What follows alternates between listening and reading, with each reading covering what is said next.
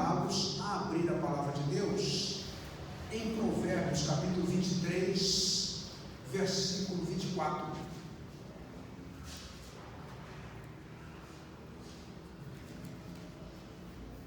Provérbios, capítulo 23, versículo 24.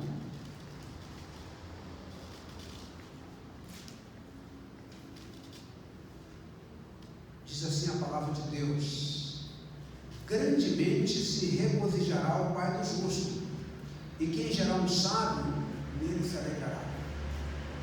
Pai, nós te agradecemos pela palavra lida, e à luz de outros textos que vamos usar, queremos que o Senhor, que de Deus, nos dê a unção do teu Espírito para compartilhar a tua palavra nesta manhã.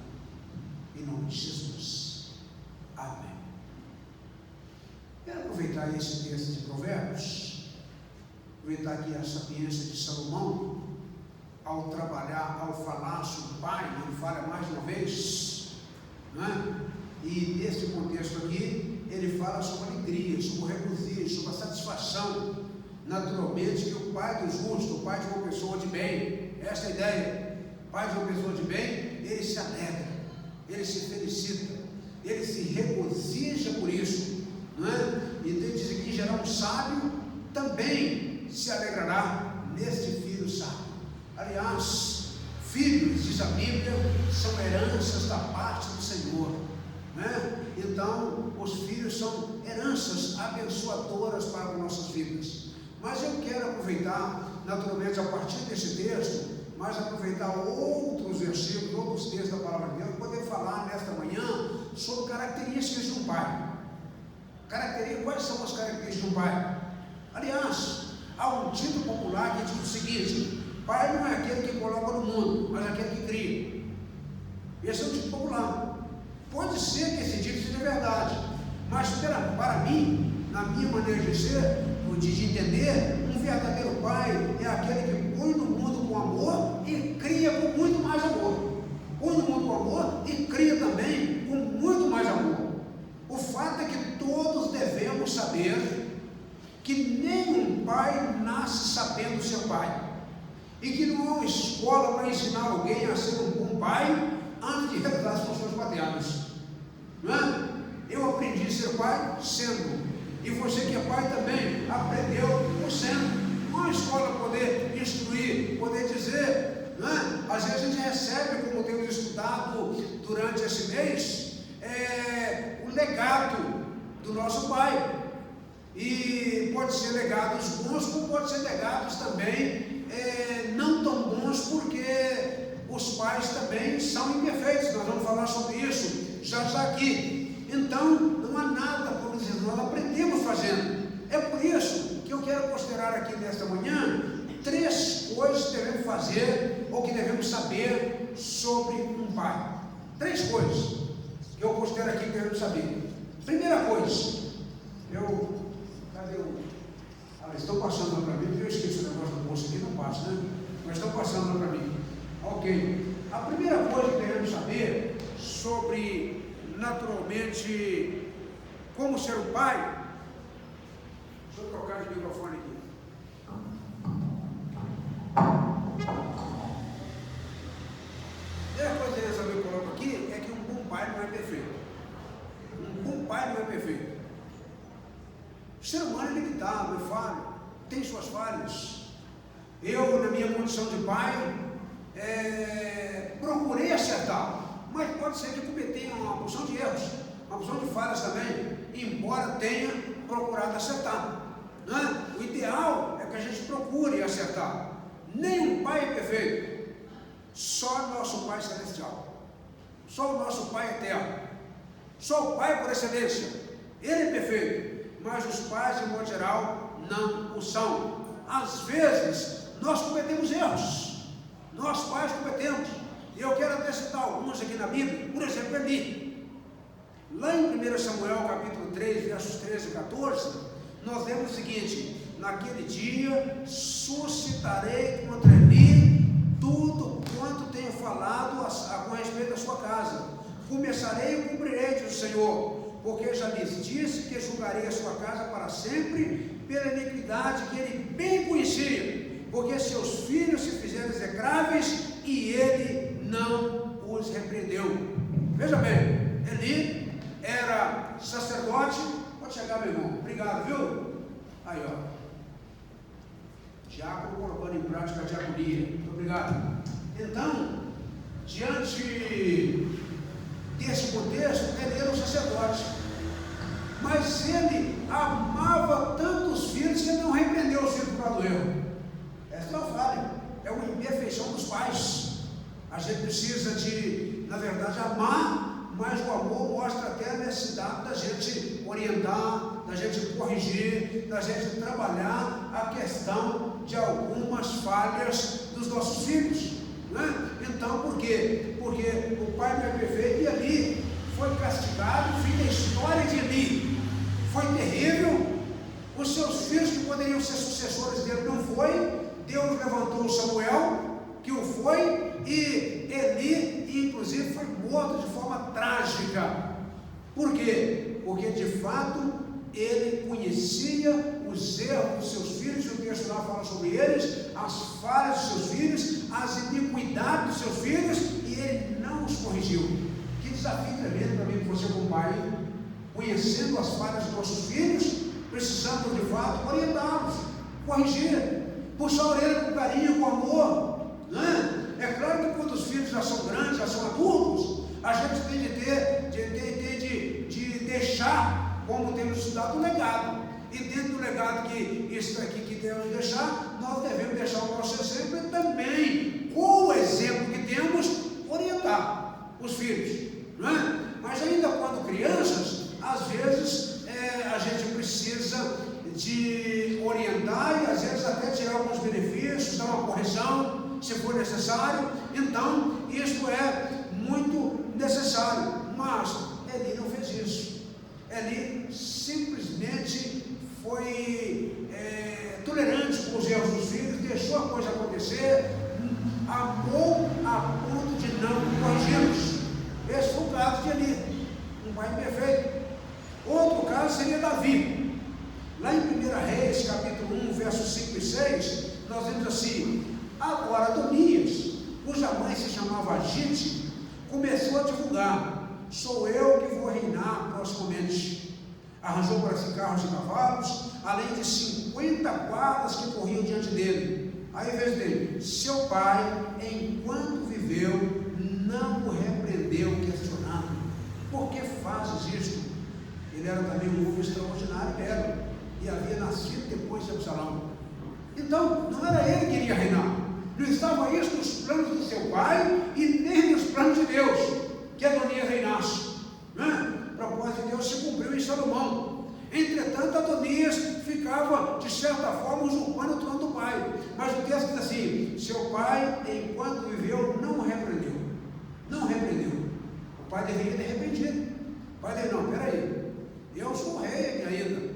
Afinal de contas, eu sou.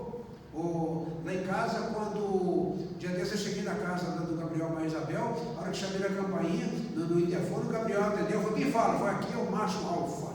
Falei com ele. Aí ele: que isso, rapaz, já está aqui. Eu falei: não, aqui é o master que está aqui. Então, então o que acontece? Davi deveria ter, de fato, corrigido. Davi deveria ter corrigido, ele não fez. Por amor, ele tolerou esse tipo de situação. Outro exemplo de um pai imperfeito é o pai do filho pródigo.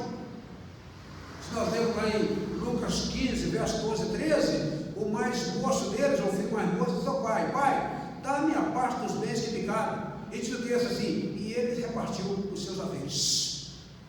Passaram muitos dias, o filho mais moço, juntando tudo que era seu, partiu para uma terra distante, e lá dissipou todos os seus bens vergonhosamente.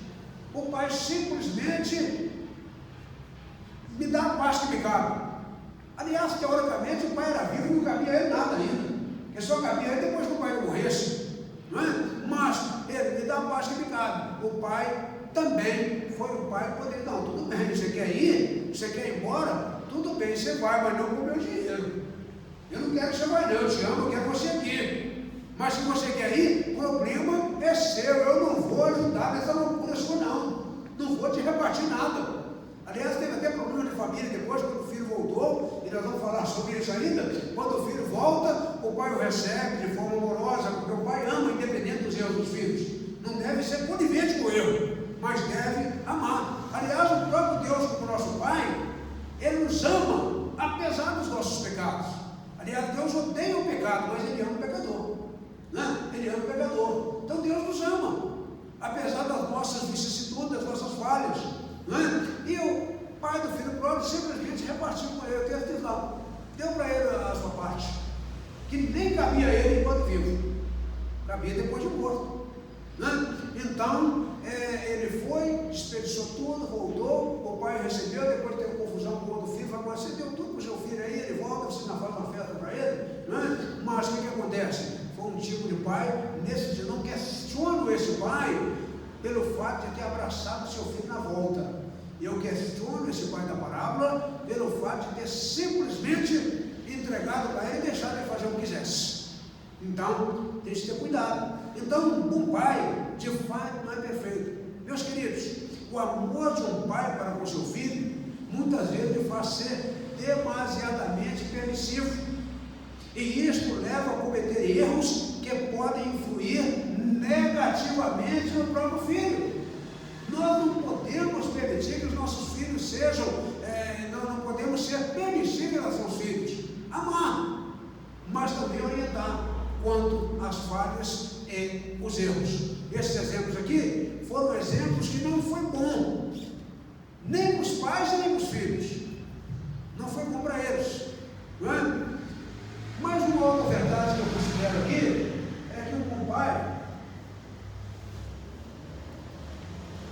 tem deveres e responsabilidades. Um bom pai tem deveres e responsabilidades. As responsabilidades de um pai ideal sobre os seus filhos são algumas delas, como está escrito na palavra de Deus. Primeiro, ensinar. Ensinar. Uma responsabilidade. Deuteronômio 6,7 diz assim: e as ensinarás a teus filhos falando de sua palavra, e as ensinarás aos teus filhos, e delas falarás, sentado em casa, andando pelo caminho, ao deitar-te e ao levantar. É dever do pai ensinar. O ensino é fundamental. Aliás, Provérbios, Salomão disse: ensina o menino o caminho que deve andar, e ele, quando ele for grande, não desviará dele. Então, o ensino é fundamental. Nós devemos ensinar. Ensinar com palavras e ensinar também com o nosso exemplo. Precisamos, de fato, ensinar os nossos filhos. Uma outra palavra é o guiar. A ideia do guiar é o texto que acabamos de citar. Ensina a criança que o caminho que deve andar. Ou seja, estou te guiando por bons caminhos. E ainda quando for velho, não se desviará dele. Mas uma outra palavra também, dentro das responsabilidades do pai, é prover. Prover. Lá em 2 Coríntios 12:14, nós lemos o seguinte: eis que pela terceira vez estou pronto a ir ter convosco, e não vos serei pesado, pois não vou atrás dos vossos bens, mas procuro a vós outros. Então, ele, no caso de Paulo, como pai espiritual, naturalmente dos Coríntios, ele falava isso. Isto vale para nós também. Não devem, o próprio Paulo menciona isso no versículo, não devem os filhos entesourar para os pais, mas os pais para os filhos. Os filhos não devem entesourar para os pais. Via de regra não é isso, é os pais para os filhos. É claro que quando os pais ficam mais velhos e tudo, acaba dependendo dos filhos. E os filhos, sem dúvida alguma, se o pai tiver orientado bem os filhos, com amor e tudo, os filhos vão cuidar naturalmente dos pais. Eu costumo dizer, por exemplo, que eu estou investindo nas minhas filhas porque eu estou investindo numa aposentadoria futura, porque futuramente eu vou ter dinheiro, estou aqui envolvido, não ter dinheiro para poder pagar minhas viagens, pagar uma porção de coisas para mim. Então, essa é um investimento que eu estou fazendo, não é? Eu ainda não desisti de algumas coisas na vida e, naturalmente, vou ser subsidiado pelas filhas do futuro, que eu creio que elas vão estar bem sucedidas amanhã ou depois, e eu profetizo isso na vida delas, eu abençoo a vida delas nesse sentido e peço a Deus, não pensando em mim, pensando nelas mesmas, não é? Mas é claro que eu vou ter uma rebabazinha nessa situação também, eu creio nisso, né? Vocês estão ouvindo aí, né? Então, segura aí. Então, esta prover. O pai deve prover para os filhos. O pai também deve criar. Efésios 6,4 diz assim: e vós, pais, não provoqueis vossos filhos à ira, mas criai-os na disciplina e na admoestação do Senhor. Cria o filho na disciplina e na admoestação do Senhor. O pai deve, filhos não gostam muito disso que eu vou falar aqui não, mas o pai deve em determinado momento controlar também, controlar os filhos. 1 Timóteo 3,4 diz assim: e que governe bem a própria casa, criando seus filhos sob disciplina, com todo respeito. Não é? Controlar. Mas, sobretudo, o pai deve amar. Provérbios 3,12: porque o Senhor repreende a quem ama, assim como o pai ao filho a quem quer bem. Se o seu pai te repreende, ele te quer bem. Porque o Senhor repreende a quem ama, assim como o pai repreende o filho a quem quer bem.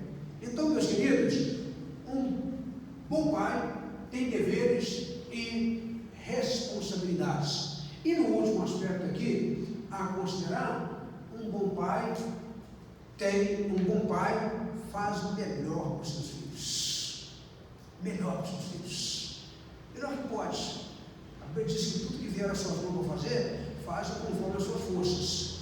O pai não deve também, por exemplo, poder fazer o melhor para os seus filhos, encalacrar de tintas, entrar no cartão de crédito e ficar ali atolado. Nada disso. Mas ele fala aquilo que tiver no seu alcance, o melhor que tiver ao seu alcance, o melhor que tiver na sua possibilidade, ele deve fazer. Mesmo quando ninguém o compreende, ele deve fazer. Perceba, por exemplo, 2 Samuel 18,33: pelo que o rei ficou muito comovido, e subindo a sala que estava por cima da porta, pôs-se a chorar, e andando dizia assim: meu filho Absalão, meu filho Absalão, quem me dera eu morrer por ti, Absalão, meu filho. Esse texto aqui está no contexto em que Absalão, outro filho de Davi, enquanto Davi governava, resolveu usurpar o coração do povo, diz o texto lá, e levantar-se contra o seu pai, reuniu o povo e queria governar e tomar o trono do pai em vida.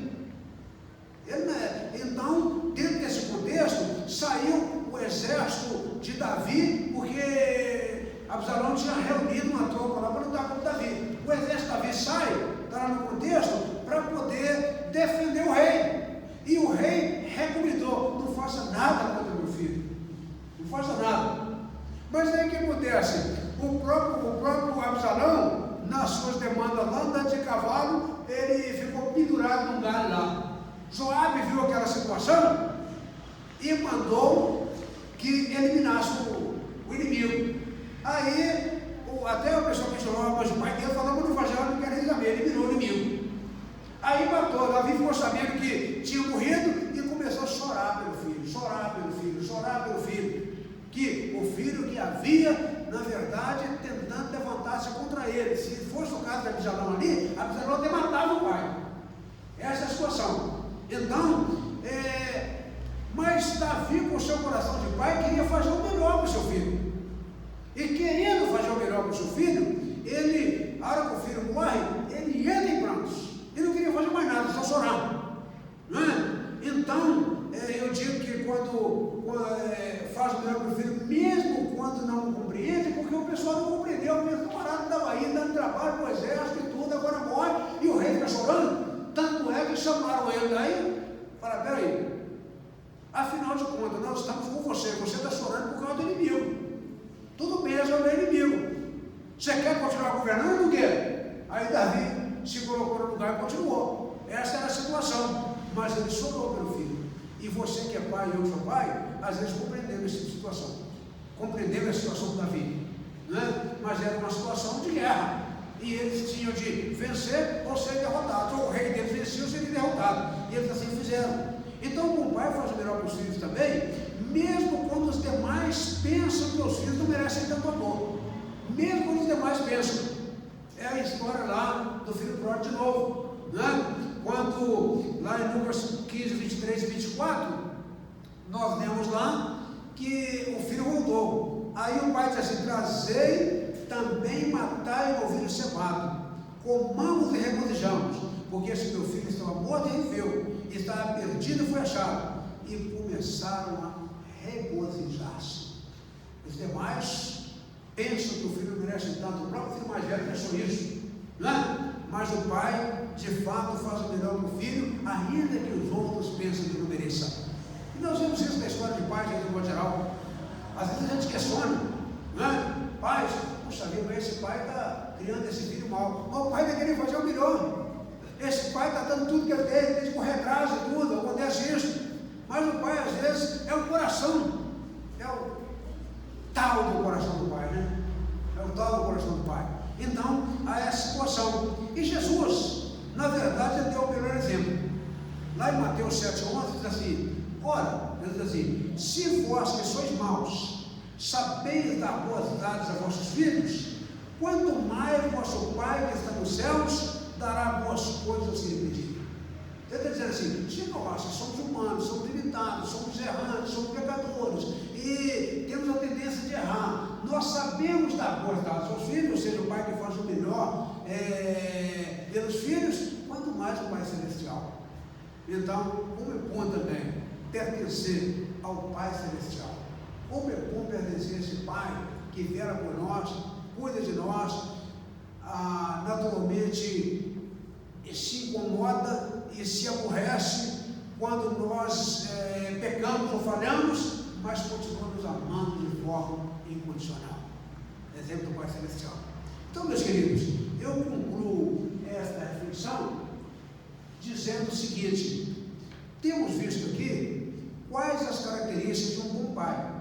Não são perfeitos, mas eles têm responsabilidades e que fazem o melhor para os seus filhos, sem dúvida alguma. E você? É um pai assim? E eu? Sou um pai assim? Ou você tem um pai assim? Se você não tem, porque seu pai já partiu dessa vida, pode ter um Pai Celestial. Sobretudo, o Pai eterno, o Deus dos deuses, Senhor dos senhores. Você só precisa recebê-lo como seu Pai. É isso que diz lá em João, Evangelho de João, capítulo 1, verso 11, falando sobre Jesus. Aí o evangelista diz: ele veio para o que era seu. O que era seu? O mundo inteiro, porque todas as coisas foram criadas por ele, qual é o contexto disso? Mas os seus, ou seja, os seus contemporâneos, os seus conterrâneos, não receberam. E aí veio o texto: mas a todos quantos o receberam, Deus deu-lhes o poder de serem feitos filhos de Deus, a saber, os que creem no seu nome. Que Deus em Cristo Jesus nos abençoe, para que possamos, com todas as nossas limitações e imperfeições, não é? Cumprirmos os nossos deveres e as nossas responsabilidades e fazer o melhor para os nossos filhos. E, sobretudo, termos a convicção plena de que temos um Pai eterno que cuida diuturnamente de nós. E Ele sim é perfeito, real e verdadeiro. Que Deus nos abençoe. Amém?